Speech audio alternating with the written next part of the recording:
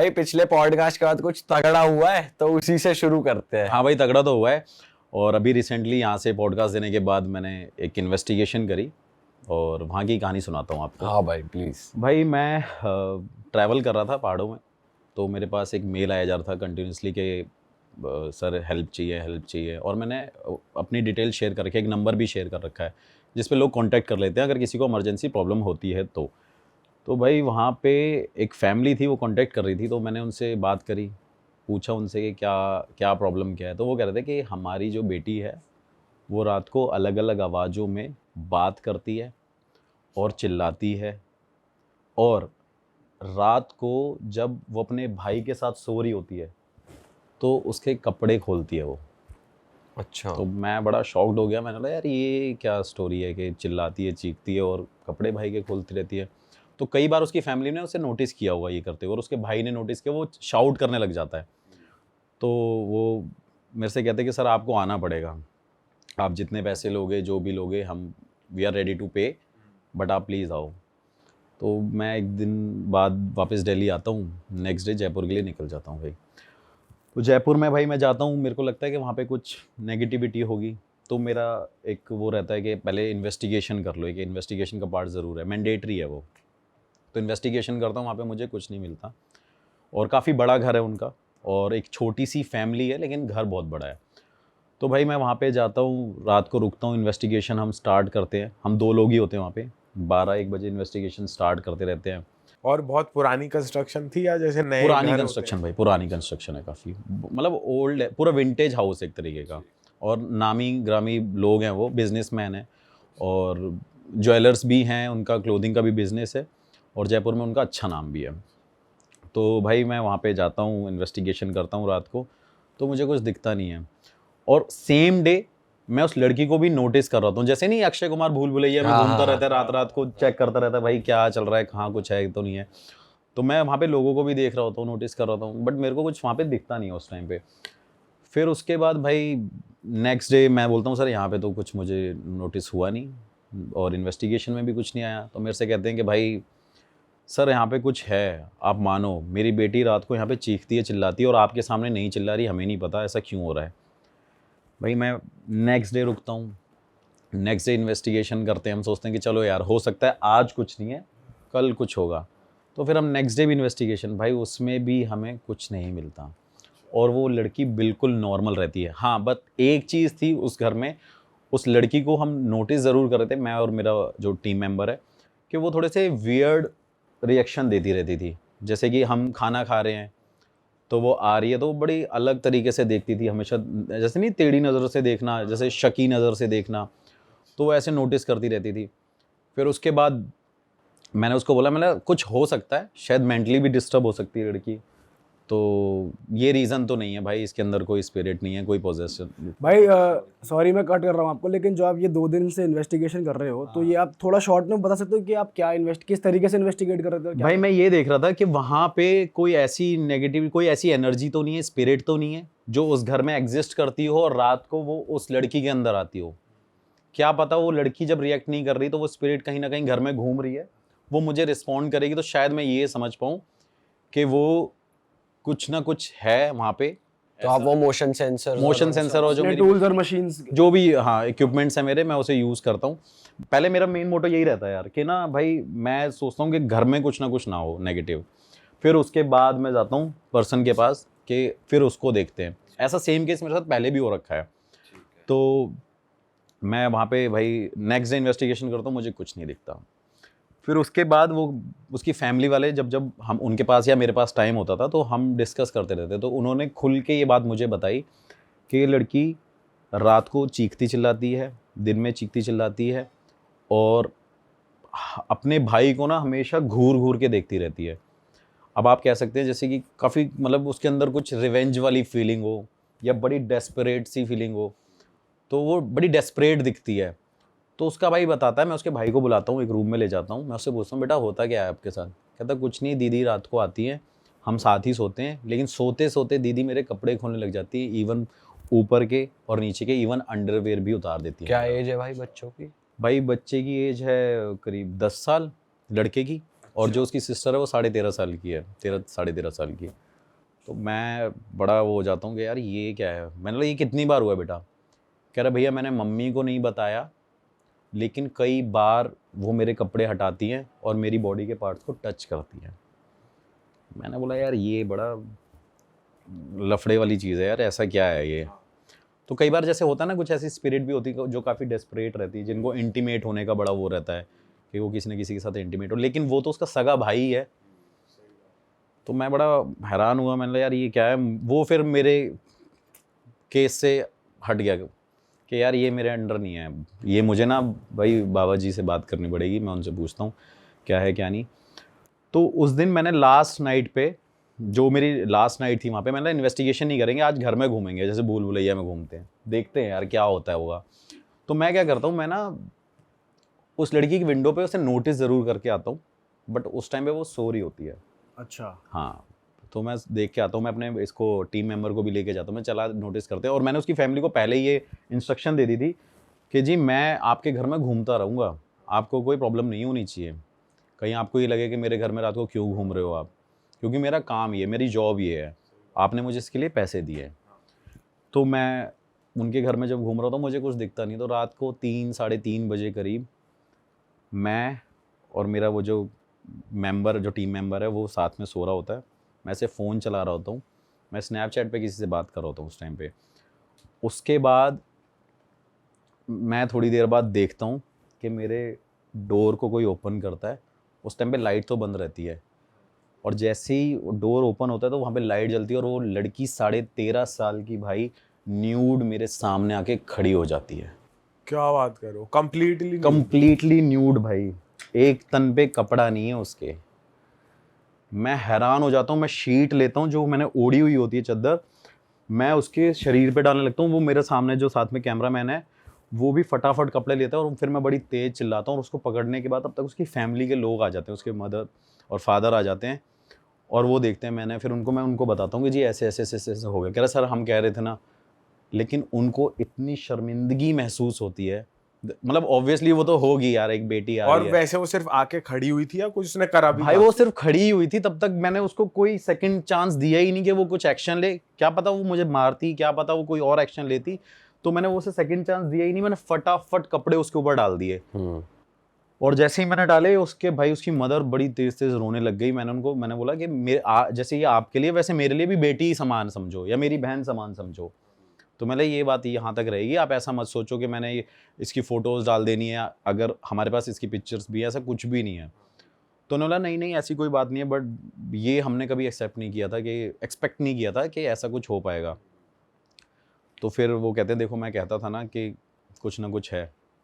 मैं next day वहाँ से निकलता हूँ, उनको बस इतना बोल के आता हूँ कि नेक्स्ट डे आप मेरे साथ आना, मैं आपको कहीं लेके चलूँगा, वहाँ मैं इनको दिखवाऊँगा। फिर भाई मैं उस लड़की को लेके जाता हूँ, वो मेरे घर के वहीं नियर बाय लोकेशन पे आते हैं, फिर हम साथ में ट्रैवल करते हैं। फिर मैं यूपी जाता हूँ अपने बाबा जी के पास, उनके पास उस लड़की को बिठाता हूँ।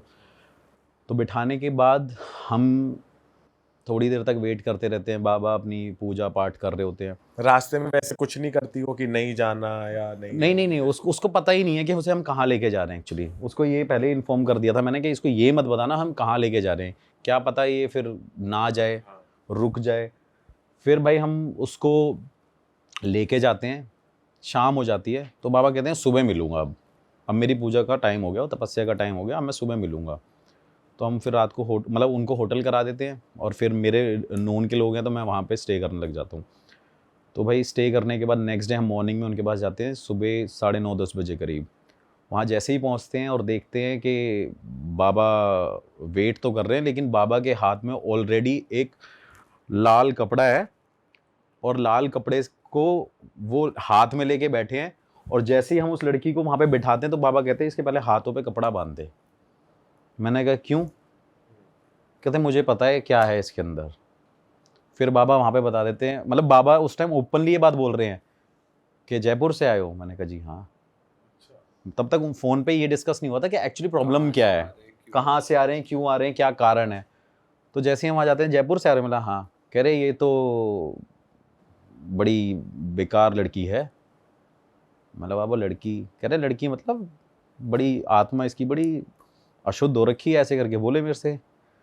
मैंने कहा क्या हुआ? कह रहे चलो बैठो। वो थोड़ी देर बैठते हैं, अपनी पूजा वूजा और ये सारी चीज़ें करते हैं। उसके बाद उस लड़की में से अलग एक वॉइस आ रही होती है, जो एक्चुअली में वो 13.5 साल की नहीं लग रही, उस टाइम पे वो लग रही है 30-35 साल की लड़की। अच्छा, मोटी हो गई आवाज। हाँ, आवाज़ मोटी होगी, उसकी हैवी वॉइस होगी एकदम काफ़ी ज़्यादा, और आंखें मतलब बड़ी बड़ी उसने कर ली, और वो हम सबको ऐसे नोटिस कर रही है और देखे जा रही है। फिर बाबा बोलते क्या चाहती है तू, सिर्फ इतना बोलते हैं। फिर वो अपनी हिस्ट्री बताती है, जैसे भूल भुलैया में भी उसके साथ हिस्ट्री थी, वो सेम ऐसी ही कुछ रिलेटेड है। उसकी एक हिस्ट्री होती है कि भाई जब लाइक उसकी एज होती है 17-18 साल की, नाबालिग होती है, वो अपने लवर के साथ, जैसे होता भी है, वो अपने लवर के साथ अपनी फैमिली वालों से पकड़ी जाती है एक रूम में, जिस वजह से उसे मतलब आप कह सकते हो कि इतना शेम फील होता है, ऐसा लगता है कि आज मेरे फैमिली वालों ने ये सब मुझे देख लिया। उस समझ सकते हो ना मैं क्या कहना चाह रहा हूँ, कि उस सिचुएशन में देख लिया कि जो नहीं होना चाहिए था। तो उसके घर वाले उसको ताना वाना मारते रहते हैं, तूने ये कर लिया, तेरी शादी, तू मर जानी चाहिए थी, ये कर देना चाहिए था, वो कर जाना चाहिए था। तो वो सब कुछ बता रही है, और बता रही है कि उस टाइम पे क्या हुआ था। ये जो इसका भाई था, मतलब वो जो लड़की जो 35 साल की है उस लड़की के अंदर अभी, उसका वो ब्रदर था जो साथ में आया था। जो 10 साल का है आज। नहीं छोटा वाला नहीं, मतलब उसका वो भाई था जिसकी फैमिली के यहाँ हम गए थे ना, उसकी बहन थी वो 30-35 साल वाली। अच्छा, मतलब जो मेन फैमिली का मेल था। हाँ मेल था। हाँ, उसकी वो सिस्टर थी। तो वो बोलती है कि इसने मुझे ताने दे दे के, इसने मुझे कई बार बोला कि जहर खा के मर जा, जहर खा के मर जा। तो इसने मेरे को इतना सुनाया है, इतनी मेरी बेइज्जती करी है, ये सब जो भी इंसल्ट फील उस टाइम पे वो कराते थे। तो उसने भाई सुसाइड कर लिया था। ओ, सुसाइड कर लिया था, उसने आत्महत्या कर ली। उसके बाद वो ये कहती थी कि मुझे अपनी फैमिली से दिक्कत नहीं थी, मुझे अपने भाई से प्रॉब्लम थी। मैं चाहती थी कि मैं भी उसको बताऊं कि बेइज्जती बदनामी क्या चीज़ होती है। तो बेसिकली वो जो बच्ची है, उसके जो फादर हैं, वो उसके भाई थे। भाई थे, हाँ। जो 30 साल की, जो 30-35 साल जो स्पिरिट थी जो। हाँ, अच्छा।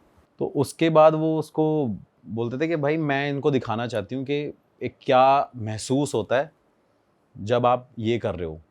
तो आप ये सोचो कि उस फैमिली ने उस टाइम पे उनको पकड़ा था एक ऐसी सिचुएशन में, तो वो चाहती थी कि ये मेरा ब्रदर और जो मेरी भाभी है, ये भी अपनी सगे बच्चों को उस सिचुएशन में देखें हाँ। कि भाई कैसा फील होता है। क्या तब आप अपने बच्चों को मार दोगे अगर आप उस टाइम पे ऐसे पकड़ लोगे? बाकी उसकी और भी चीज़ें थी कि इन्होंने मुझे परेशान रखा, इन्होंने फैमिली वालों ने कभी प्यार नहीं दिया, ये वो सारी अपनी उसके अलग जो होता ही है नॉर्मली हर जगह। उसके बाद भाई फिर बाबा जी ने किया, उसको बोला, फिर उनको कुछ उपाय बताए, क्रियाएं बताई, करी पूजा, फिर जाके भाई वो चीज़ उसके घर से हटी। कितने दिन में रिजॉल्व हुई भाई फिर?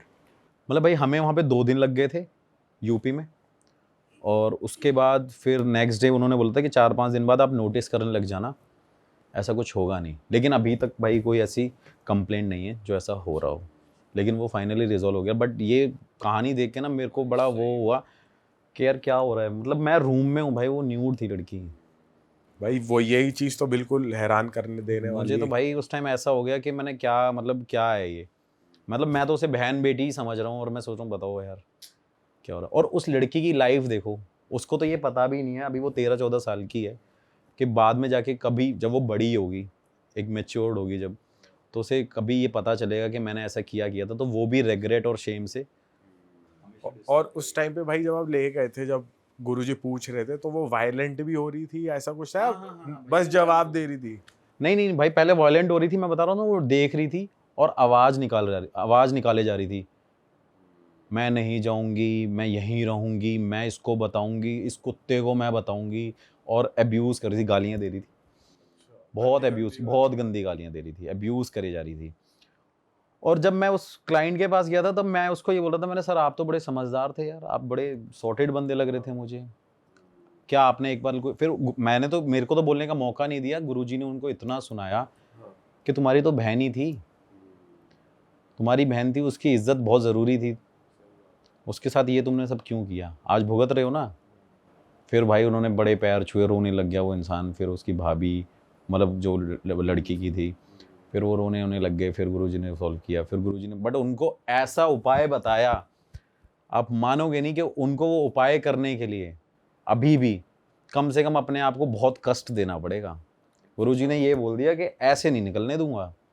कैसा उपाय है भाई? भाई मतलब थोड़ा बहुत बता देता हूँ कि उनको बोला कि आप जितने भी अब सारे ज्योतिर्लिंग करके आओगे, मतलब हो सकता है, मैं ये नहीं कहता हूँ, मेरे को गुरुजी ने बोला कि मैं इनको कष्ट देना चाहता हूँ। कह रहा है क्योंकि इन्होंने एक लड़की के साथ गलत किया, तो उन्होंने बोला कि मैंने इनको बताया कि सारे ज्योतिर्लिंग तुम्हें कवर करने हैं, और भाई हर महीने अपने घर पे रामचरितमानस का पाठ करना पड़ेगा, ये है वो है, बहुत सारी चीज़ें बताई। फास्ट बता दिए उनको कि भाई फास्ट करना, एवरी ट्यूसडे फास्ट रखना, और अगर नहीं किया तो तुम ये समझ लो कि निकल नहीं पाओगे। और अगर अभी वो सुन भी रहे होंगे तो उसमें कोई वो नहीं है, लेकिन उन्होंने बोला कि ऐसा होगा ज़रूर। उन्होंने बोला अगर ये नहीं करेंगे तो वो दोबारा चीज़ होगी ज़रूर। चलो इस बहाने सुधरेंगे भी। सुधरेंगे भी तो, मतलब इससे एक ये मैसेज भी है भाई कि आप अगर कल को कुछ ऐसी कुछ चीज़ करके बचना चाहो तो भाई इतना भी ऐसा- कर्मा आपको कहीं ना कहीं वापस मिलता ही मिलता है। तो इससे बहुत कुछ लेसन्स मिलते हैं कि भाई आप अपने फ्यूचर में कभी, चाहे कोई भी फैमिली हो, कभी ऐसा देख रहे हो तो बजाय उसे मारने के उसे बैठ के समझा सको कि ये सब ना हो। वरना देखो ना कैसा रिजल्ट है कि मैं गया हूँ वहाँ पे एक चीज़ सॉल्व करने और मेरे सामने ये सब हो रहा है, मेरे से तो वो डाइजेस्ट ही नहीं हुआ। बट फिर उन्होंने मेरे को बोला, मैंने फिर वहाँ पे जो वीडियोस हम नॉर्मली रात को बनाते थे भाई मैंने उनके सामने डिलीट कर दी, फ़ोटोज़ थी मैंने डिलीट कर दी। मतलब ये चैप्टर यहीं पे क्लोज़ कर देते हैं।